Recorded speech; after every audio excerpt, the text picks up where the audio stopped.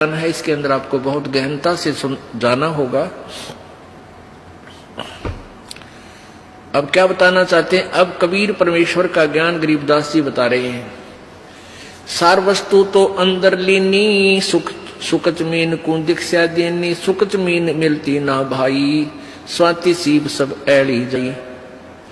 सुकच mean की टक्कर लागे, जब मोती सो है गल धागे, खारा नीर गंध हो जावे है, दो पड़ खुले कौन चितावे। सुकच मीन सतगुरु जल माही, स्वाति सीप का मेल कराही। ऐसे सतगुरु मिले जिज्ञासी, जद पावे वो पद अविनाशी।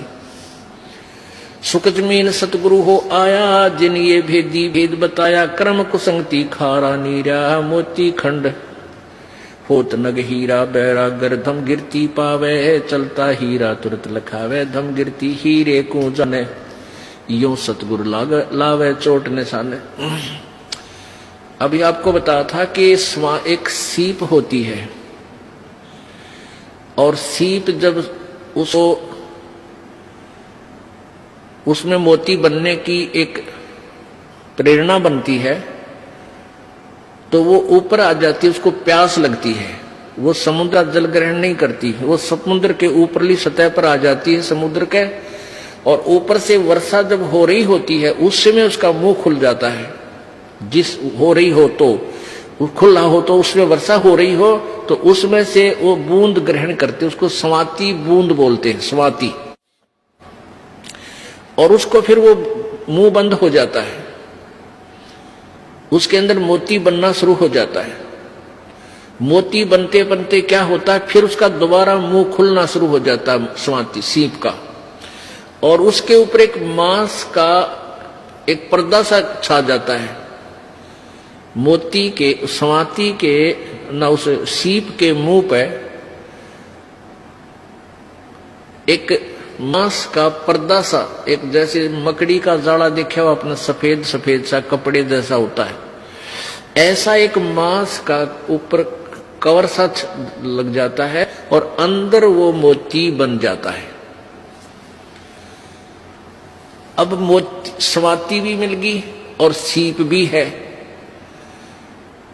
अब क्या बताते हैं कि जब वो मोती परिपक्व हो जाता है अंदर, तो उस सीप के अंदर से एक विशेष महक आनी शुरू होती है मांस की, पके हुए जैसे मांस की।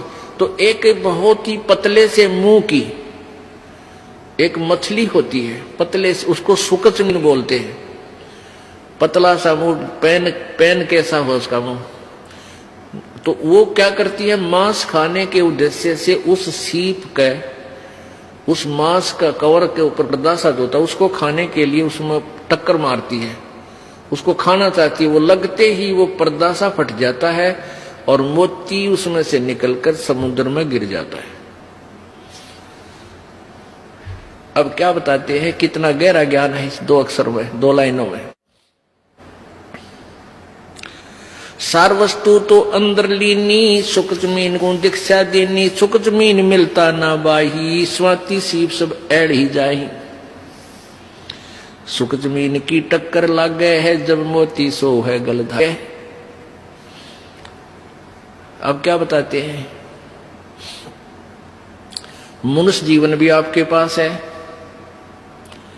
और सतगुरु भी मिल गया अपने, आपको सही मंत्र भी मिल गया, और यदि सारनाम नहीं मिला तो भी आपका यो मंत्र भी और आपका जीवन भी दोनों व्यर्थ, जो पहले दूसरे द्वितीय मंत्र तक। अब कहने का भाव ये है कि जैसे वह मोती सीप तो समझो शरीर है, और स्वाति समझो मंत्र आपको मिल गया सतनाम, और मोती बन गया। और सुख जमीन मिलता ना भाई, स्वाति सीप सब ऐड़ ही जाए। सार नाम आपको नहीं मिला और आखिरी सांस तक आपकी इसके अंदर श्रद्धा, पूरे गुरु जी में श्रद्धा, यानी आखिरी सांस तक इसकी जाप नहीं किया। यहां एक उदाहरण दिया है कि यदि ये सार नाम आपको नहीं मिलता तो तुम्हारा ये सतनाम तक की कमाई भी और आपका ये जीवन भी व्यर्थ जाता। व्यर्थ का तात्पर्य ये, क्योंकि यहां एक विशेष ध्यान से सुनने वाली बातें हैं, घबराना नहीं।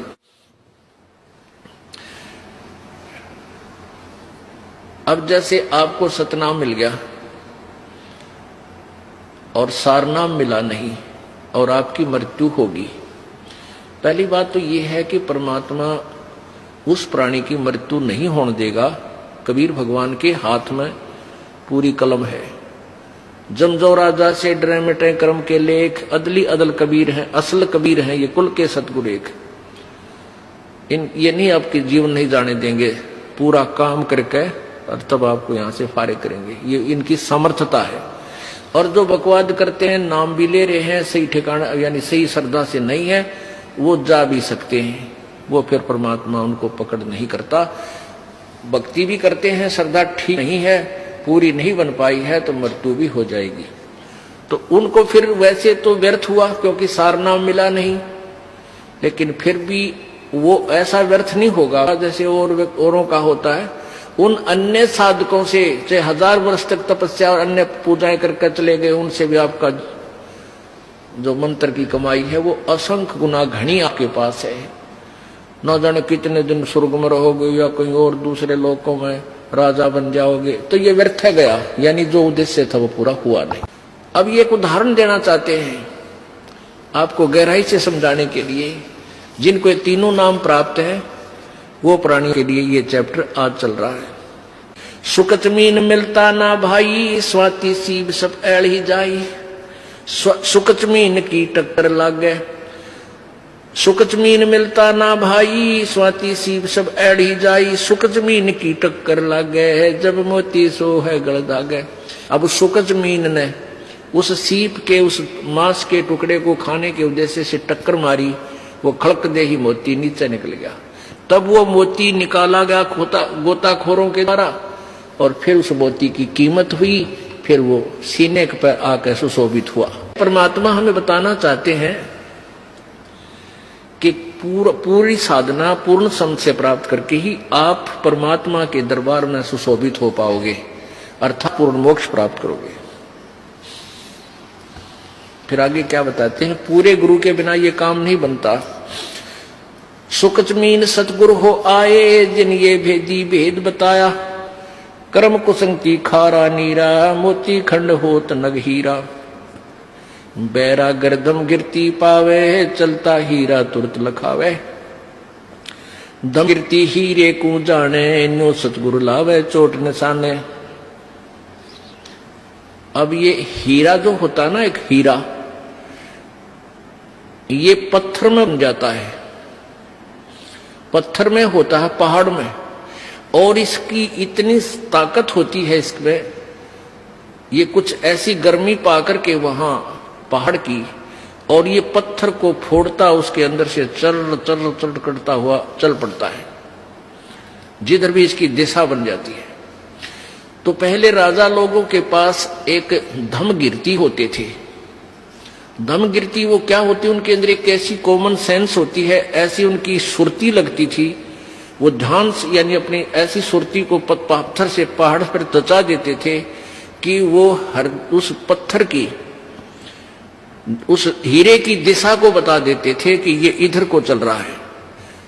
अब जैसे उनके पास बैठ जाते पहाड़ के, और उस आवाज से अंदर हो रही आवाज बहुत गहरे, किसी को नहीं सुन रही वो बाहर, उसकी सुरती उससे कनेक्ट हो जाती, और वो फिर सुनता है ऐसे कान से लाकर कि वो इधर उसकी दिशा है, वो बता देता इधर आ रहा है, इस स्पीड से आ रहा है।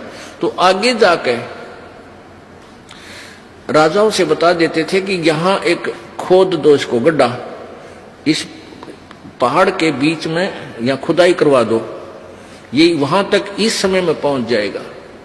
तो वहां जाकर के आगे उसको पत्थर को कटवा देते थे राजा लोग मजदूरों से फटाफट, और वो हीरा आता और उसके अंदर से आके, क्योंकि आगे रास्ता उसको मिलता नहीं, गड्ढे में खड़क दे ही निकल जाता, वो हीरा फिर राजा लोग प्राप्त कर लेते थे। तो क्या बताते हैं, बैरागर धम गिरती पावे, चलता ही तुरत लखावे।